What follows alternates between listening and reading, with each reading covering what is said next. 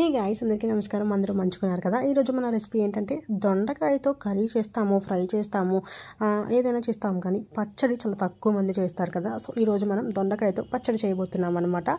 ఈ రెసిపీ చాలా సింపుల్ ఉంటుంది అండ్ ఇంకా టేస్ట్ కూడా చాలా బాగుంటుంది. సో ఎక్కడ స్కిప్ చేయకుండా మొత్తం చూడండి. చిన్న చిన్న టిప్స్తో మొత్తం వీడియో అనేది చెప్తాను. సో మీరు ఎక్కడ మిస్ చేశారనుకోండి, చిన్న చిన్న టిప్స్ అనేవి మిస్ అయిపోతారనమాట. అండ్ మన ఛానల్ని ఎవరైనా ఫస్ట్ టైం చూస్తున్నట్లయితే ఛానల్ని సబ్స్క్రైబ్ చేసుకొని పక్కన ఉన్న బెల్ ఐకాన్ కూడా క్లిక్ చేసుకోండి. సో దట్ ఏంటంటే ఇలాంటి మంచి మంచి వీడియోస్ అన్నీ కూడా మీకు డైరెక్ట్గా నోటిఫికేషన్స్లో వచ్చేస్తాయి అనమాట. సో ఇప్పుడు ఏంటంటే మనం దొండకాయ పచ్చడి చేసుకుంటున్నాం కదా. దీన్ని రౌండ్గా అయినా లేకపోతే ఇలా పొడుగ్గా అయినా ఎలా అయినా మీరు చేసుకోండి. మీకు ఏ విధంగా అయితే సింపుల్ ఉంటుంది అనుకుంటున్నారో ఆ విధంగా కట్ చేసేసుకోండి.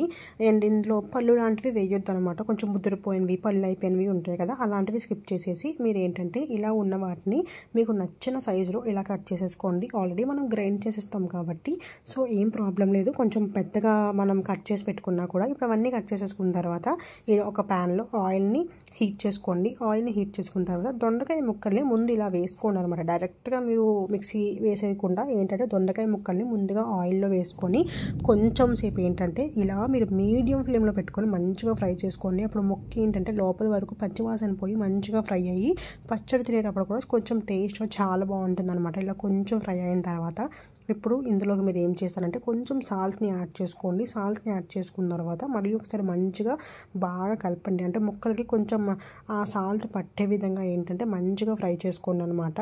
సో ఇలా మనం సాల్ట్ యాడ్ చేసుకోవడం వల్ల ఏంటంటే ముక్క చప్పగా ఉండకుండా మంచిగా లోపల వరకు ఫ్రై అయ్యి టేస్ట్ బాగుంటుంది అనమాట. సో ఇప్పుడు సాల్ట్ యాడ్ చేసుకున్న తర్వాత ఒకసారి కలుపుకున్న తర్వాత కొంచెం పసుపును కూడా యాడ్ చేసుకోండి. పసుపును యాడ్ చేసి మళ్ళీ ఒకసారి మొత్తం అంతా బాగా కలుపుకుంటూ మంచిగా ఫ్రై చేసుకోండి.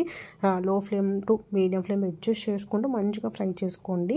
సో ఈ ఉప్పు ఇంకా మనం పసుపును కూడా యాడ్ చేసుకున్నాం కదా, ఈ రెండింటిని కూడా మంచిగా ముక్కలకి బాగా పట్టే విధంగా చేసుకోండి అనమాట. పసుపు వేసుకోవడం వల్ల కొంచెం టేస్ట్ బాగుంటుంది, హెల్త్కి కూడా మంచిది కాబట్టి కొంచెం పసుపును కూడా యాడ్ చేసుకోండి. కొంచెం ఫ్రై అయిన తర్వాత ఇలా మూత పెట్టి కాసేపు మగ్గనివ్వండి. సో ఇలా మగ్గడం వల్ల మనకి ఏంటంటే బాగా ముక్క ఉడికి పచ్చివాసన పోయి టేస్ట్ ఏంటంటే చాలా బాగా వస్తుంది అనమాట. కొంచెం కలర్ అనేది చేంజ్ అవ్వాలి. దొండకాయ ముక్కలు ఏంటంటే కొంచెం కలర్ చేంజ్ అయిన తర్వాత మనం వీటిని ఒక ప్లేట్లోకి తీసేసుకొని చల్లారబెట్టేసుకోవడమే అనమాట. సో కొంచెం కలర్ చేంజ్ అయ్యేంతటి వరకు కూడా మంచిగా ఫ్రై చేసుకోండి ముక్క అంతటిని కూడా. ఇప్పుడు చూసారు కదా, మనం చూసుకున్నట్లయితే మనకి ఏంటంటే దొండకాయ ముక్కలు అనేవి మంచిగా కలర్ షేడ్ అయ్యి పసుపు ఇప్పుడు చూసారు కదా ముక్కలకి చాలా బాగా పట్టింది కదా. సో ఇప్పుడు మనం ఇలా ముక్క తీసి చూసినట్లయితే చూడండి మంచిగా కలర్ షేడ్ అయ్యి చాలా బాగుంది కదా ఇప్పుడు దొండకాయ అనేది.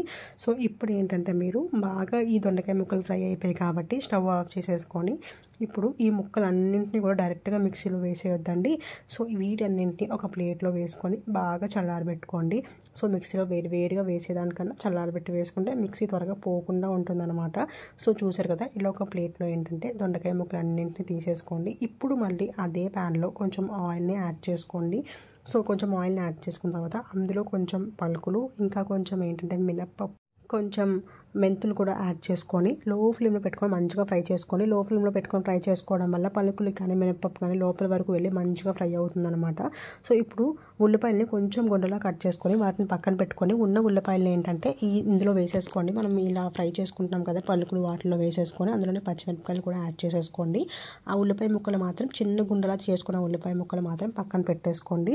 ఇప్పుడు చూసారు కదా, మనం ఉల్లిపాయలని పచ్చిమిరపకాయలని కూడా యాడ్ చేసేసుకున్నాం కాబట్టి వీటిని కూడా కొంచెం కలర్ షేడ్ అయ్యేంతటి వరకు పచ్చివాసన పోయేంతటి వరకు బాగా మీరు ఏంటంటే ఫ్రై చేసుకోండి. ఇవి కొంచెం ఫ్రై అయిన తర్వాత ఇందులోనే కొంచెం అల్లం వెల్లుల్లి పేస్ట్ అంటే ఒక 1/2 టేబుల్ స్పూన్ సరిపోతుంది అనమాట. ఇష్టం లేదు అనుకునే వాళ్ళు స్కిప్ చేసేయచ్చు, అట్లా లేకపోయినా వద్దు అనుకునే వాళ్ళైనా స్కిప్ చేసేయచ్చు. అల్లం వెల్లుల్లికి పేస్ట్ కొన్న పచ్చివాసన పోయేంత వరకు ఫ్రై చేసుకుంటే సరిపోతుంది. ఇప్పుడు ఇందులోనే టొమాటోస్, మనకి ఏంటంటే కొంచెం టొమాటోస్ అనేవి ఎక్కువగా వేసుకున్నాం అనుకోండి పచ్చడి టేస్ట్ అనేది బాగుంటుంది అనమాట. సో నేనైతే ఇలాగా పెద్దవి 2 టొమాటోస్ని అయితే యాడ్ చేసుకున్నాను. ఇవన్నీ మిక్సీ చేసేస్తాం కాబట్టి మరి చిన్నగా ఏం అవసరం లేదు, కొంచెం పెద్దగానే మీరు కట్ చేసుకున్న ప్రాబ్లం లేదు. టొమాటో అనేది చాలా త్వరగా బాయిల్ అవుతుంది, చాలా త్వరగా మిక్సీ కూడా పట్టేసుకోవచ్చు అనమాట. సో టొమాటోస్ని కూడా మొత్తం పచ్చివాసన అంతా పోయి బాగా మగ్గే విధంగా ఇలా ఏంటంటే బాగా కలుపుకుంటూ ఫ్రై చేసుకోండి. టొమాటోస్ని ఎప్పుడు డైరెక్ట్గా మగ్గబెట్టేయకుండా కొంచెం ఫ్రై అయిన తర్వాత మూత పెట్టుకొని మగ్గబెట్టుకున్నట్లయితే దేంట్లోకైనా కర్రీలోకైనా పచ్చళ్ళలోకైనా టేస్ట్ బాగుంటుంది అనమాట. సో ఇప్పుడు చూసారు కదా, ఈ టొమాటోస్ని బాగా ఫ్రై చేసుకున్నాం కదా, పలుకులు ఇవన్నీ వేసుకొని దీన్ని కూడా మిక్సీ జార్లో వేసుకొని కొంచెం ఏంటంటే చల్లారి పెట్టుకున్న తర్వాత వేసుకోండి అనమాట. ఇప్పుడు ఇందులోనే కొంచెం రుచికి సరిపడా ఉప్పు, ఆల్రెడీ మీరు స్టార్టింగ్ దొండకాయల్లో వేసుకున్నారు కదా, దాన్ని చూసుకొని మళ్ళీ ఉప్పు యాడ్ చేసుకోండి. చింతపండు కూడా యాడ్ చేసుకొని ఇలా కచ్చాపచ్చాగా గ్రైండ్ చేసుకోండి. ఇప్పుడు దొండకాయ ముక్కల్ని మనం ఫ్రై చేసుకొని చల్లారబెట్టుకుంటున్నాం కదా, వాటిని కూడా వేసుకొని ఇలా మరీ పేస్ట్లా కాకుండా అలాగని మరీ బరక కాకుండా కొంచెం మీడియంలో గ్రైండ్ చేసుకొని పెట్టుకోండి. అలా అయితే మనకి టేస్ట్ బాగుంటుందన్నమాట. మరీ పేస్ట్ లాగా అయితే ఏదో ఒక పేస్ట్ తిన్నట్టు ఉంటుందన్నమాట. సో అలా కాకుండా ఇలా అయితే చేసుకోండి.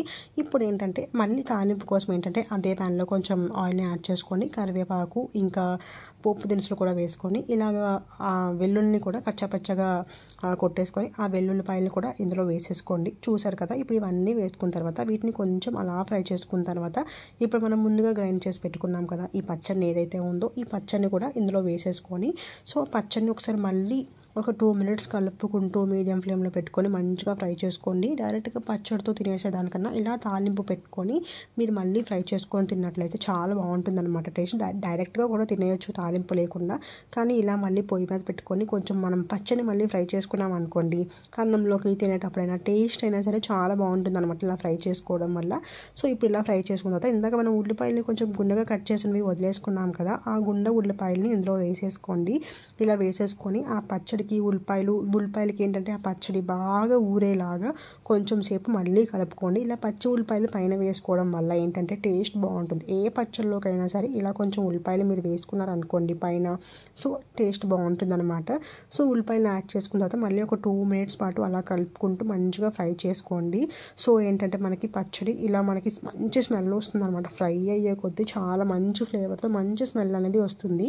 ఆ ఉల్లిపాయ ముక్కలు కూడా పచ్చళ్ళలో బాగా ఊరుతాయి అనమాట. సో అప్పుడు ఏంటంటే మనకి టేస్ట్ అనేది చాలా బాగుంటుంది. సో చూసారు కదా, ఇలా మనం తీసుకొని చూసుకున్నట్లయితే మనకి పర్ఫెక్ట్గా పచ్చడి అనేది మంచిగా ఫ్రై అయిపోయిందనమాట. సో ఇప్పుడు ఏంటంటే ఇంకా మనం స్టవ్ని ఆఫ్ చేసేసుకోవచ్చు. ఇదేంటంటే రైస్లోకైనా చపాతీలోకైనా దోశల్లోకైనా ఇడ్లీలోకైనా ఇలా మీరు ఎందులో వేసుకొని తిన్నా కూడా చాలా చాలా బాగుంటుంది అనమాట. వేడి వేడి అన్నంలో ఈ పచ్చడి వేసుకొని తింటే టేస్ట్ అనేది అల్టిమేట్ ఉంటుందండి. అసలు చాలా చాలా బాగుంటుంది. ఆ ఉల్లిపాయ ముక్కలు అలా ఒక ముద్దకి తగులుతుంటే మంచి టేస్ట్ మంచి ఫ్లేవర్తో ఉంటుందన్నమాట. సో ఎప్పుడు దోసకాయతో కూరలు ఫ్రైలే కాకుండా ఇలా ఒకసారి పచ్చడి కూడా ట్రై చేసి ఎలా వచ్చింది అని చెప్పి నాకు కమెంట్ సెక్షన్లో అయితే చెప్పండి. చూసారు కదా, ఈ రెసిపీ అనేది మీకు మంచిగా యూజ్ అవుతుందని అనుకుంటున్నాను అనమాట. సో ఒకసారి ట్రై చేసి ఎలా వచ్చిందని చెప్పి నాకు కమెంట్ సెక్షన్ అయితే చెప్పడం మర్చిపోవద్దు. చూసారు కదా ఫ్రెండ్స్, ఈరోజు వీడియో మీకు నచ్చినట్లయితే వీడియోని లైక్ చేసి షేర్ చేసి సబ్స్క్రైబ్ కూడా చేసుకోండి. ఇంక నేనైతే మరి ఉంటాను ఫ్రెండ్స్, బాయ్ బాయ్.